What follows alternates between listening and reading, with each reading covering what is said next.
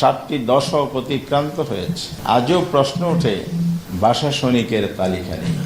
যেমনটি মুক্তিযুদ্ধ তালিকা নিয়ে বিতর্ক, ভাষা সৈনিকের তালিকা নিয়ে একই প্রশ্ন উত্থাপিত হয়। এটা খুবই দুঃখজনক। এটা মূল কারণটা কি? এটা মূল কারণ হচ্ছে আমরা প্রকৃত যারা ভাষা আন্দোলনে ভূমিকা রেখেছেন তাদের অনেককে রাজনৈতিক বিবেচনায় এবং মানসিক সংকীর্ণতার কারণে তাদের মর্যাদার স্বীকৃতি দিতে পারেনি। আজকের এই প্ল্যাটফর্ম থেকে বললে মনে হবে এটা রাজনৈতিক বক্তব্য বা পলিটিক্যাল স্ট্যান্ড।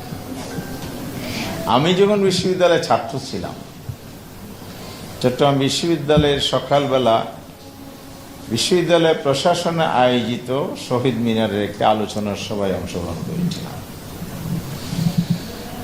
তৎকালীন ভাইস চ্যান্সেলর প্রফেসর আরাই চৌধুরী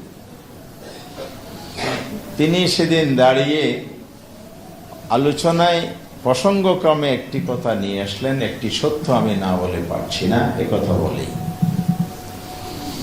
তথ্যটি তিনি সেদিন ফাঁস করেছিলেন। বলে যে আমার চোখকে আমি অবিশ্বাস করতে পারি না। 52-এর ভাষা আন্দোলনের হরতাল 44 দ্বারা উপেক্ষা করে যারা সেদিন পিকেটিং করেছিলেন, পুলিশের হাতে গ্রেফতার হয়েছিলেন, তিনি বলছেন আরে স্বদেশ আমি বিশ্ববিদ্যালয়ের ছাত্র হিসেবে আমি দেখেছি পুলিশের ভ্যানে কারা কারা ছিলেন, তার মধ্যে একজন নেতা ছিলেন যার নাম অধ্যাপক গোলাম আজম।